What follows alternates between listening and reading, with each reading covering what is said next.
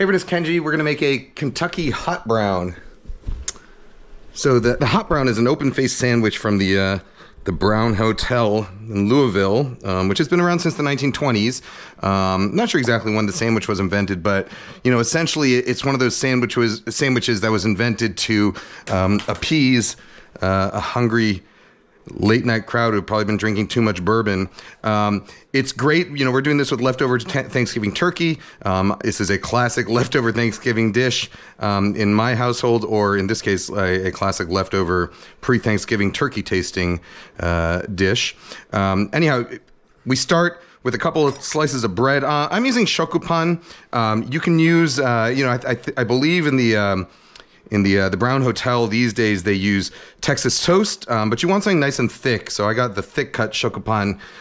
We're gonna cut the crusts off, one slice in the middle, a couple slices on the outside here. You want an oven-proof dish. You can do it in like a stoneware dish, anything oven-proof really. I'm doing it in this cast iron because, well, I like cast iron. We're gonna take a Roma tomato,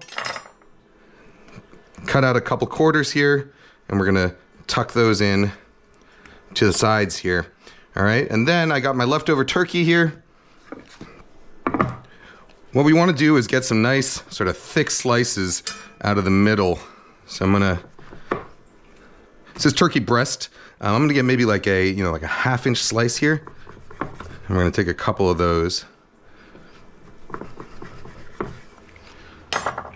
I would say, you know, this dish has some bears similarities to things like Welsh rabbit, which is an open-faced leek and bechamel sandwich. It's also similar to, say, a croque monsieur, you know, which is like a ham and cheese sandwich that's coated in a bechamel sauce and broiled. But we're going to start here by first throwing this all into a 400-degree oven.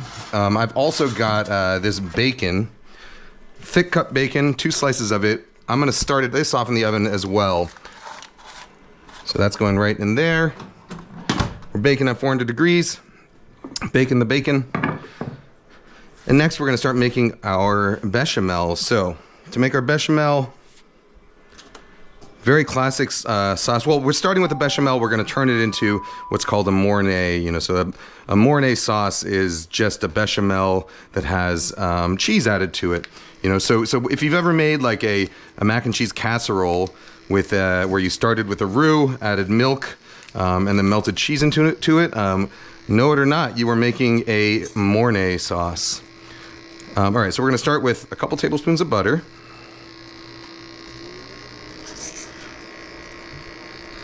Which we're gonna melt in there. And I'm also gonna take about a tablespoon of flour.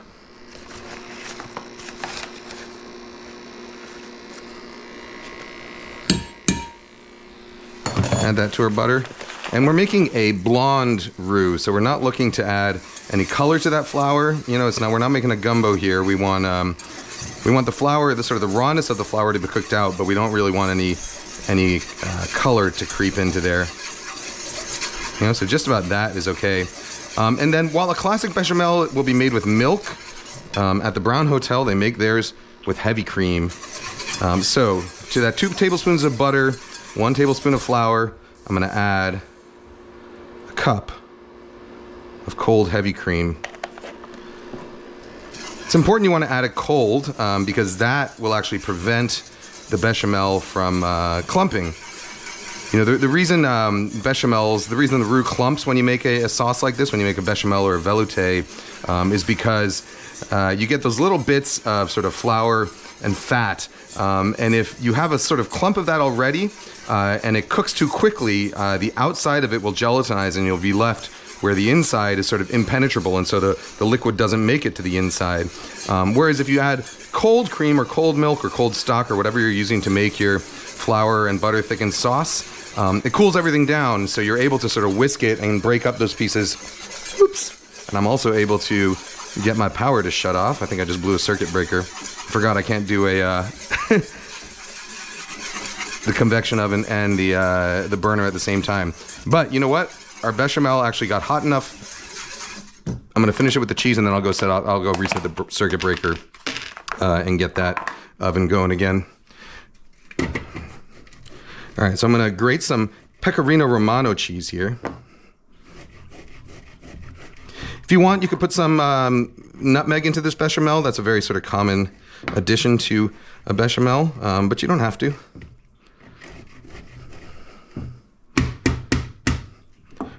But once you have that sort of bechamel made, it's nice and thickened up like this, you should be able to melt cheese into it without the cheese clumping up or sort of turning stringy. And we're just going to whisk this in, I guess essentially off heat now, until the cheese is nice and melted.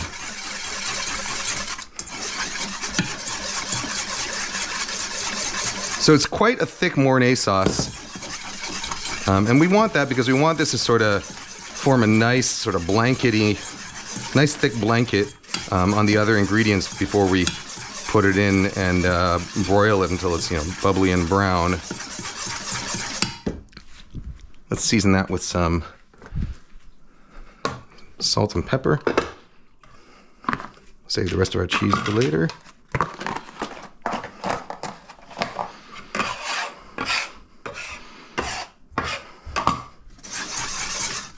Might need a little touch of heat now to actually get that cheese to melt, but not too much salt in there because the cheese itself is pretty salty.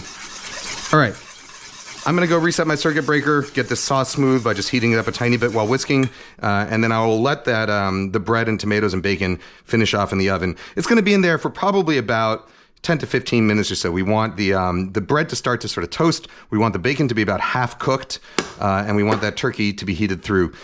So I'll go do that, and I will be back when that's all done. So I'll see you in about 5 or 6 minutes have gone by. So my turkey and bread actually look like they're pretty close to done. So I'm gonna pull these out right now. We'll let the bacon go a little bit longer while we finish assembling this. So we're gonna take these slices of toast, we'll just flip them over so that the crispy side is down, so that they don't get completely sogged out by the sauce we're gonna add. Our tomatoes are starting to get a little bit juicy and intense. The sauce, you can see it thickened up, it smoothed out. I heated it up just a little bit more, continuously whisking it. And so now we're gonna put this all together. We will completely coat the turkey in the bechamel. We're probably gonna end up with about, half a cup of bechamel in there. This is enough to make a couple of hot browns.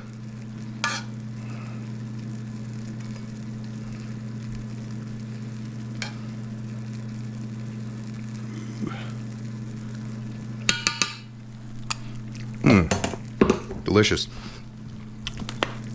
I'm gonna take a little bit of paprika.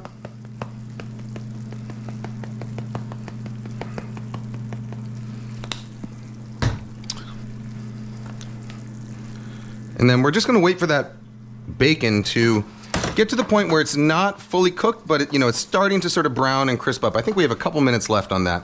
So I will come back when that bacon's ready, and I'll see you in a few more minutes. All right, our bacon is hot. Not perfectly brown yet, but oops, I don't want to spill that grease out of there. Not perfectly brown yet, but halfway there, which is what we're looking for. Okay, so I'm going to take the bacon slices now. We're going to lay them right over the top of this bechamel and a little crisscross. And then we're gonna pop the whole thing right back into the oven. And we're gonna wait for that sauce to get bubbly and brown, the bacon to get fully crisp, and then we're gonna finish it off. We're gonna finish it off with a bit of chopped parsley, so I'll just get that done now, so that as soon as it's out of the oven, we can pop this on there, and we'll be ready to dig in. My girlfriend Tessa is from Kentucky, and she's over in her apartment right now, so I'll probably bring this over to her. I think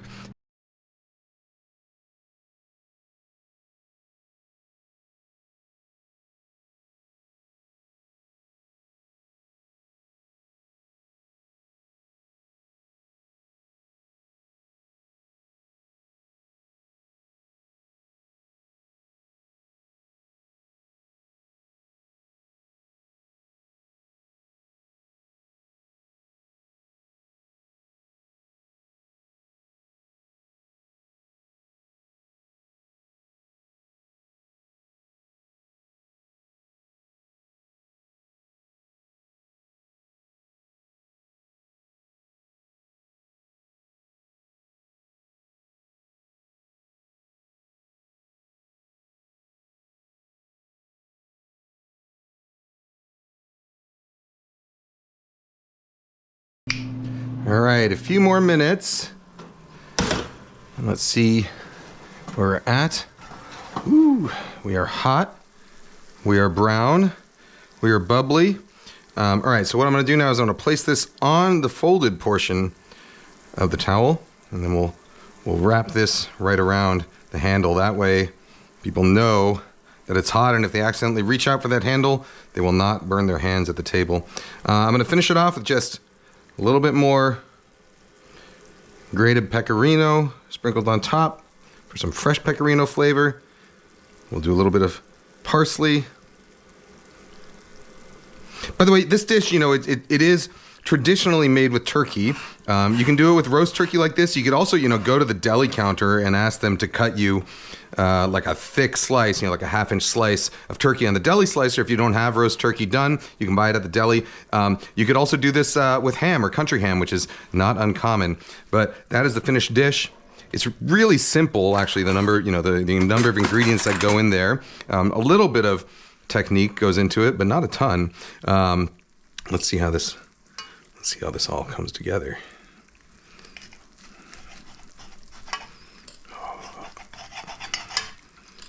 Let me get a little bit of that crispy bacon.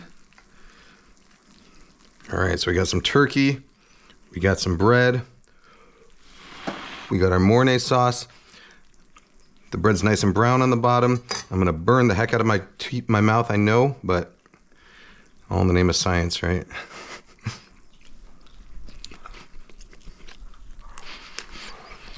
Oh! Hot, but so darn good. Woo.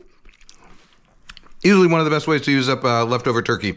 All right, this is the hot brown sandwich from Kentucky, from Louisville, from the Brown Hotel in Louisville.